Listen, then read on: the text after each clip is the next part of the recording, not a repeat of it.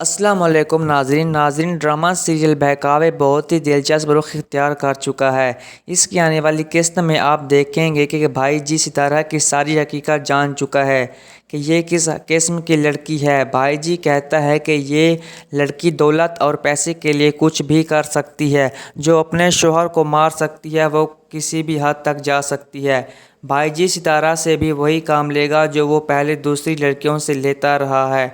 जिन लड़कियों को भाई जी ब्लैकमेल करता है, किसी न किसी तरह उनकी वीडियो बनाकर फिर उनसे वो काम करवाता है जो वो नहीं करना चाहती।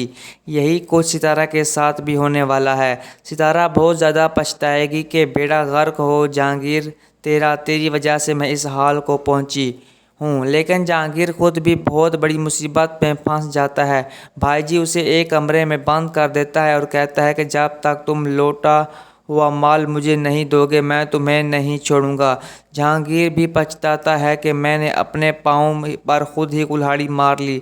अरे सिद्रा के ज़रिए मैं कितने ऐश कर रहा था। इस घर में मुझे किसी चीज़ की कमी नहीं थी। अपनी मर्ज़ी से रह रहा था, ना कोई काम ना कोई काज। इसके अलावा मेरे पास मेरी ज़रूरत से ज़्यादा पैसे भी होते थे। मैंने भी सिद्रा को धोखा दिया। मेरे साथ ऐसा ही होना चाहिए था। अरे ये लड़की तो फितना है, फितना जहाँ भी जाती है फितना फैला देती है। अब भाई जी को मेरे खिलाफ भड़का कर उसने इतना गुस्सा दिला दिया है कि भाई जी मुझे मारने पर आ चुकी हैं। मुझे तो अपनी जान के लाले पड़े हैं। किसी न किसी तरह मुझे यहाँ से निकलना होगा।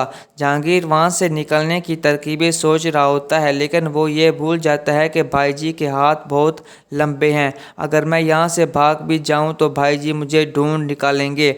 इधर सिद्रा भी बहुत ज़्यादा रोती है और सोचती है कि ये क्या हो गया। भाई जी को पता चल गया कि मैंने अपने शोहर का कत्ल किया है।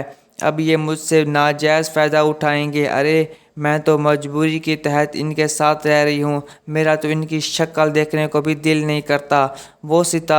वाह सितारा वाह, तुमने भी क्या किस्मत पाई है। यतीम होने के बाद मैंने एक दिन भी सुकून से नहीं गुजारा था। ज़ुबैर से शादी के बाद चंद दिन मेरी ज़िंदगी में ऐसे आए थे जब मैं बहुत खुश थी, लेकिन मुझे इज़्ज़त रास ना आई। लालच इंसान को ख्वार कर देता है। यही कुछ इंसान मेरे साथ भी हुआ है। अब मैं इस भाई जी से कैसे जान छुड़वाऊँ। अरे ये तो मेरे सर पर सवार हो चुका है, ना जाने अब मेरे साथ क्या सलूक करेगा। ये तो मुझे पता है कि ये मुझसे शादी तो नहीं करेगा, ये मेरा नाजायज़ फ़ायदा उठाएगा। सितारा आज तक तो मर्दों को बेवकूफ़ बनाती आई हो, लेकिन अपनी इज़्ज़त नहीं गंवाई थी। इस जहांगीर के पीछे लगता है कि मेरी इज़्ज़त भी महफूज नहीं रहेगी। इस भाई जी से किसी न किसी तरह से मुझे छुटकारा हासिल करना होगा, इससे पहले कि मैं किसी बड़ी मुसीबत में फंस जाऊं। इधर आप देखेंगे कि ज़ुबैर कहता है कि मेहताब बेगम से अम्मा मेरे सब्र की इंतहा हो चुकी है। मैं देख रहा हूं कि आपको मेरी बिल्कुल भी परवाह नहीं है। ना तो सिद्रा मेरी तरफ ध्यान देती है और ना ही आप मुझे पूछती हैं। अरे आप तो मेरी माँ हैं। माँ अपने बच्चों के लिए क्या कुछ नहीं करती। आपको मेरी तड़प क्यों नज़र नहीं आती। अगर आपकी औलाद आपसे पिछड़ जाए तो आपके दिल पर क्या बीतेगी। मेरे दिल का हाल पूछे कि मैं जीनत और बच्चियों के लिए कैसे पल पल मर रहा हूँ। मेहताब बेगम कहती है, ऐसी बीवी के लिए तुम तड़प रहे हो जो तुमसे बेवफाई करके जा चुकी है। लानत भेजो इस पर।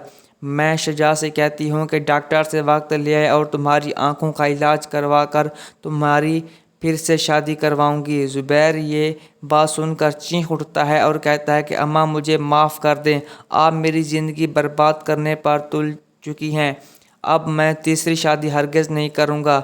जिस इंसान के साथ इसके दूसरी बीवी इतना बड़ा धोखा करे, लानत है इसकी ज़िंदगी पर। अगर वो तीसरी शादी का नाम भी ले, मैं मार तो सकता हूँ, अब ये जहर मैं नहीं पी सकता।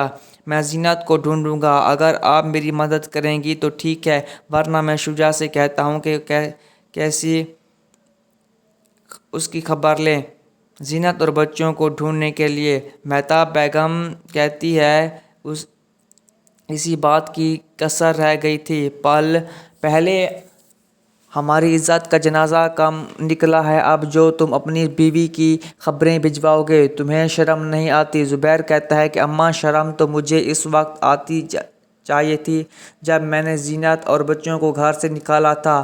اب تو میں پچھتاتا رہا ہوں، یہ پچھتاوے کی آگ مجھے جینے نہیں دے گی۔ آپ کو سمجھ کیوں نہیں آتی اماں؟ وہ میری بیٹیاں ہیں، میرا خون ہے، میں اپنے خون کو یوں دربدر بھٹکنے کے لیے کیسے چھوڑ سکتا ہوں؟ جو غلطی مجھ سے ہو گئی، اب اس کا خمیازہ میں بھگت رہا ہوں۔ سدرا کہتی ہے کہ بھابی کے علاوہ بھی کوئی بات کر لیا کریں۔ وزیر آیا تھا، وہ کہہ رہا تھا کہ اسٹور کی بجلی کٹ چکی ہے، لیکن آپ سو رہے تھے، میں نے آپ کو جگانا مناسب نہیں سمجھا۔ زبیر کہتا ہے کہ میں نہیں سو رہا تھا، بلکہ میرے نصیب سو چکے ہیں، جو مجھے ہر طرف سے بری خبریں سننے کو ملتی ہیں۔ جب سے زینت اس گھر سے گئی ہے، اس گھر کا تو بیڑا غرق ہو چکا ہے۔ سدرا کہتی ہے، لو بھائی، پھر زینت کا دیا ہی ہم کھا رہے تھے، آپ کی کوئی محنت نہیں تھی۔ زبیر کہتا ہے کہ گھر کا کوئی افراد اتنا خوش نصیب ہوتا ہے کہ جس کا رزق سب کو ملتا ہے، اور زینت نیت کی صاف تھی۔ مجھے پورا یقین ہے کہ زینت کی وجہ سے ہی ساری برکتیں تھیں۔ جس سے زینت اس گھر سے گئی ہے تو ساری برکتیں ختم ہو چکی ہیں۔ ادھر آپ دیکھیں گے کہ اسلم کہتا ہے کہ زبیر سے، بھائی اس میں میرا کوئی قصور نہیں ہے، اگر بجلی کٹی ہے تو وزیر نے بل نہیں بھرا، میں نے تو اسے پورے پیسے دیے تھے۔ لیکن اسلم جھوٹ بولتا ہے، اس نے ایک بھی پیسہ وزیر کو نہیں دیا۔ وزیر چیختا چلاتا ہے کہ میں بے ایمان نہیں ہوں، اس نے مجھے پیسے نہیں دیے۔ لیکن اسلم اور سدرا ایک بھی وزیر کی نہیں سنتے، چلنے جاتے ہیں، وزیر کو وہاں سے دھکے دے کر نکال دیتی ہیں کہ چلو یہ بھی راستے کا پتھر ہٹا، اب تو سب کچھ میرا ہے۔ اسلم بہت خوش ہوتا ہے اور سدرا سے کہتا ہے کہ دیکھنا سدرا، اب ہمارا کاروبار کتنا چمکے گا۔ ارے بھائی، زبیر کو تو بالکل بھی عقل نہیں تھی، پہلے اسے جو بھی منافع ہوتا تھا وہ سارا ستارہ پر لٹا دیتا تھا، اور جب سے ستارہ سے جان چھوٹی ہے تو اب وزیر اسے دو ہاتھوں سے لوٹ رہا تھا۔ لیکن نیت کی کھوٹ ہوتی ہے اس اسلم میں۔ اب اسلم کی ساری حقیقت زبیر کے سامنے آ جائے گی تو زبیر سوچے گا کہ یہ تو آستین کا سانپ تھا، یہ کبھی بھی میرا بھائی نہیں ہو سکتا۔ دوستو، اگر آپ کو ہماری ویڈیو اچھی لگے تو سبسکرائب کر لیں تاکہ نئے اپڈیٹس کا نوٹیفیکیشن آپ کو بر وقت ملتا رہے۔